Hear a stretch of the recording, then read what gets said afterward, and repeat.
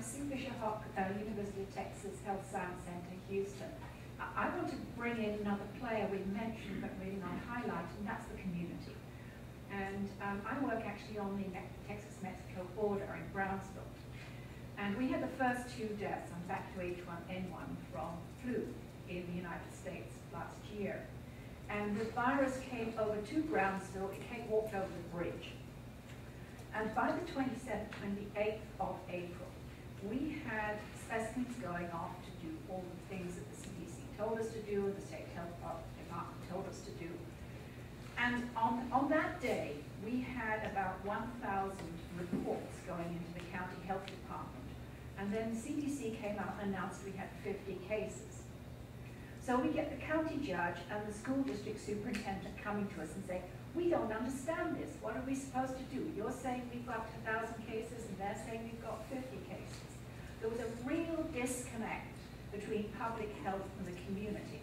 And I think that, what the community often knows more than we do. And I think we should respect that and work with them a lot more. And I think this, I would bring the community into all these things and use them as an important resource, both for decision making and for communications, not just WHO says or CDC says or this, that, and the other. It's too paternalistic and it really doesn't work at the level of the community.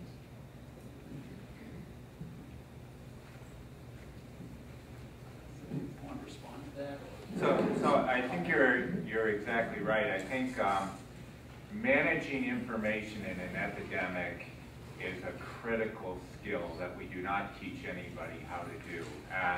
And I had to live through it in H1N1 in Quebec.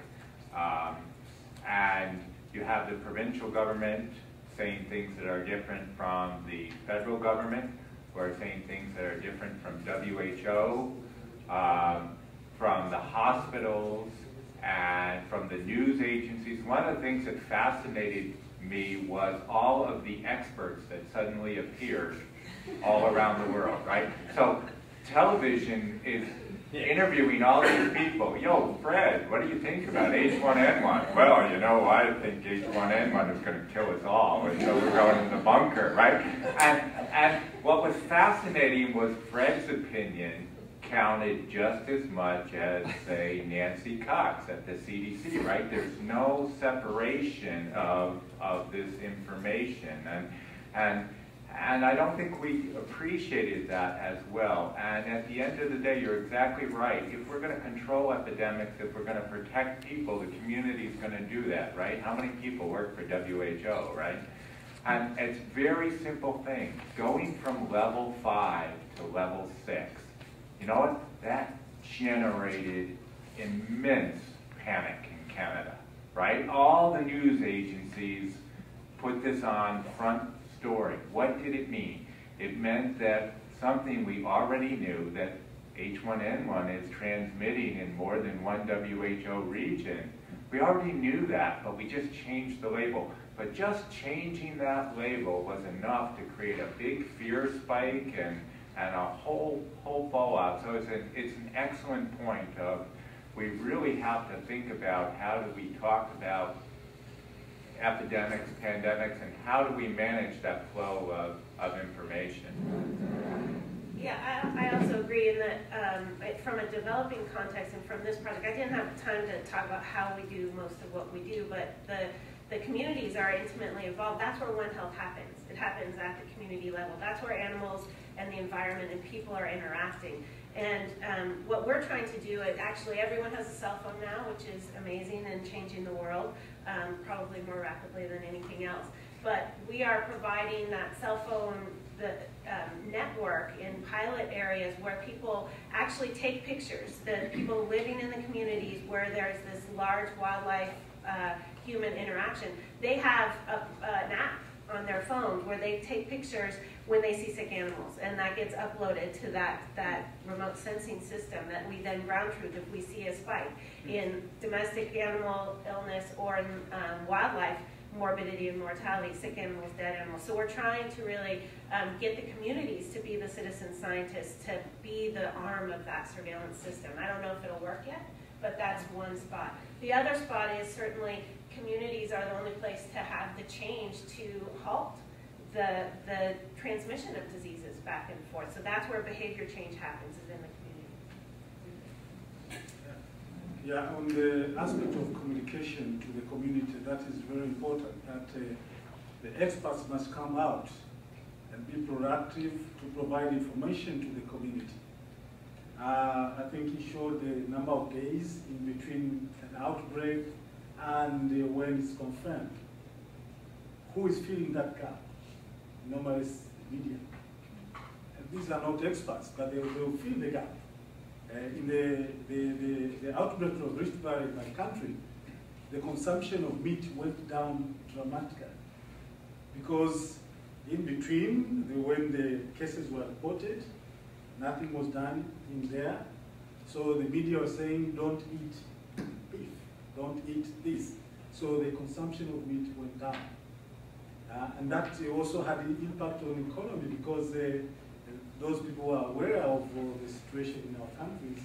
There's what we call nyama choma, which is going with the consumption of alcohol in the bars, where you have to have roast meat. So people are going to the bars to stop going there because they will not take their alcohol with the empty stomach. So the whole thing was because of the vacuum. So the communication is very important, and we as experts should provide information transparently. Question up at the top and then Tom. Tom has the mic. Well, we're going to make him give it up. Yeah. I saw her first. Take charge there, guy. Who are you, Ray? Tom will have a chance for retribution later on. Yeah. Thank you.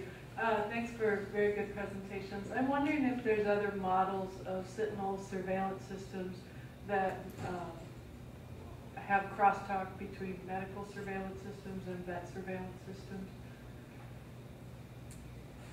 Well, there are models. I think the scale is changing now. We're seeing there's certainly quite a bit of surveillance, wildlife surveillance versus the human surveillance for the animal diseases, more the wildlife surveillance for the human diseases. Pat and I work on pathogen pollution in coastal California, and we use both sea otters and sea lions, one for a toxin, one for toxoplasmosis, as sentinels systems. And actually the sentinel system, working with the public health system, looking at a harmful algal bloom, domoic acid, there's a whole muscle watch program that detects that domoic acid, and that's what shuts down the shell fishery from a public health standpoint. And we actually found in working with them that looking at seizuring and epilepsy in sea lions was a faster and more sensitive measure of when the domoic acid toxin was becoming a problem than the shellfish itself. And so by using that, they started to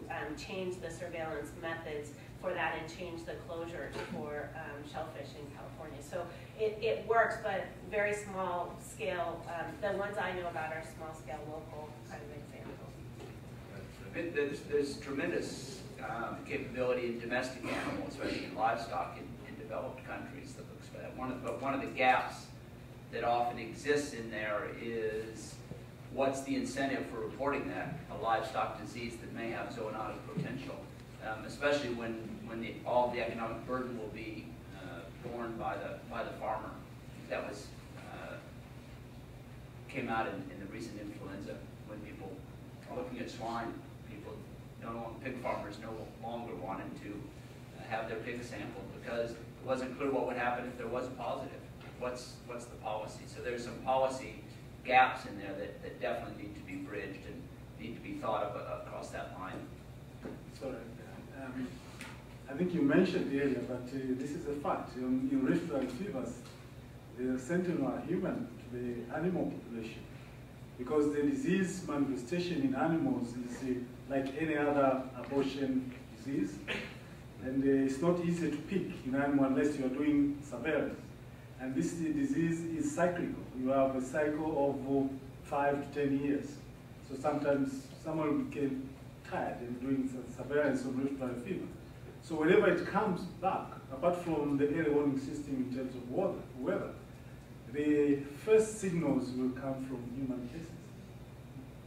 Unless the ability, capacity to look at abortion diagnosis Yes. in resource poor countries. But can I just say before the point that was made there about also the environmental surveillance and modeling and being aware that certain environmental changes may increase the incidence of certain infectious diseases, particularly vector-borne diseases. So that's also a component of the One Health, not just the animal-human factors, but also what's going on in the environment that they share that can influence that disease transmission.